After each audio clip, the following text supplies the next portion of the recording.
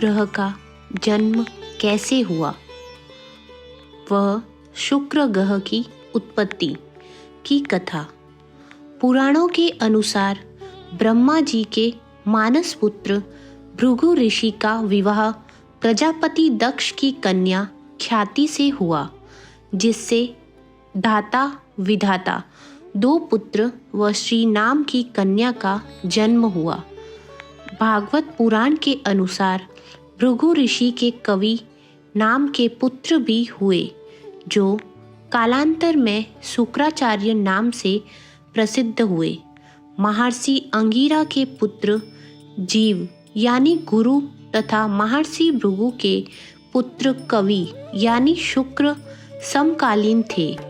यज्ञोपवीत संस्कार के बाद दोनों ऋषियों की सहमति से अंगिरा ने दोनों बालकों की शिक्षा का दायित्व लिया।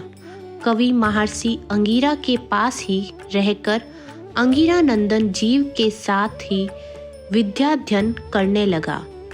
आरंभ में तो सब सामान्य रहा, पर बाद में अंगिरा अपने पुत्र जीव की शिक्षा की ओर विशेष ध्यान देने लगे व कवि की उपेक्षा करने लगे।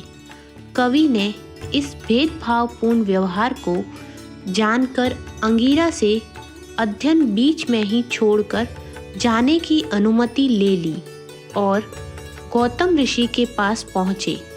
गौतम ऋषि ने कवि की संपूर्ण कथा सुनकर उसे महादेव की शरण में जाने का उपदेश दिया।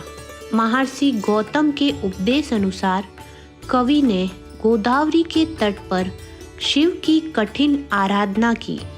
स्तुति व आराधना से प्रसन्न होकर महादेव ने कवि को देवों को भी दुर्लभ मृत संजीवनी नामक विद्या प्रदान की तथा कहा कि जिस मृत व्यक्ति पर तुम इसका प्रयोग करोगे वह जीवित हो जाएगा। साथ ही ग्रहत्व प्रदान करते हुए भगवान शिव ने कहा कि आकाश में तुम्हारा तेज सब नक्षत्रों से अधिक होगा। तुम्हारी उदित होने पर ही विवाह आदि शुभ कार्य आरंभ किए जाएंगे। अपनी विद्या से पूजित होकर भृगुनंदन शुक्र दैत्यों के गुरु पद पर नियुक्त हुए।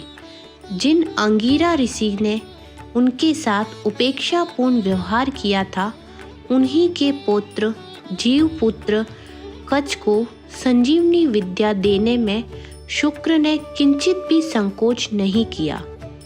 कवि को शुक्र नाम कैसे मिला? शुक्राचार्य कवि या भार्गव के नाम से प्रसिद्ध थे। इनको शुक्र नाम कैसे और कब मिला, इस विषय में वामन पुराण में कहा गया है। दानवराज अंधकासुर और महादेव के मध्य घोर युद्ध चल रहा था। अंधक के प्रमुख सेनानी युद्ध में मारे गए, पर भार्गव ने अपनी संजीवनी विद्या से उन्हें पुनर्जीवित कर दिया। पुनः जीवित होकर कुजम्ब आदि दैत्य फिर से युद्ध करने लगे। इस पर नंदी आदि गण महादेव से कहने लगे कि जिन दैत्यों को हम मार गिराते हैं, उन्हें दैत्य गुरु संजीवनी विद्या से पुनः जीवित कर देते हैं। ऐसे में हमारे बल पौरुष का क्या महत्व है? यह सुनकर महादेव ने दैत्य गुरु को अपने मुख से निगलकर उदरस्थ कर दिया।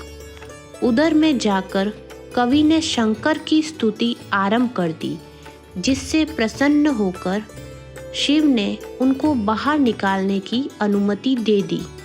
भार्गव श्रेष्ठ 1 दिव्य वर्ष तक महादेव के उदर में ही विचरते रहे, पर कोई छोड़ न मिलने पर पुनः शिव स्तुति करने लगे। बार बार प्रार्थना करने पर भगवान शंकर ने हंसकर कहा कि मेरे उदर में होने के कारण तुम मेरे पुत्र हो गए हो, अतः मेरे शीशन से बाहर आ जाओ। आज से समस्त चराचर जगत में तुम शुक्र के नाम से ही जाने जाओगे। शुक्रत्व पाकर भार्गव भगवान शंकर के शीशन से निकल आए और दैत्य सेना की ओर प्रस्थान कर गए। तब से कवि शुक्राचार्य के नाम से विख्यात हुए। ज्योतिष शास्त्र में शुक्र का कारक भी शुक्र ग्रह को ही माना जाता है।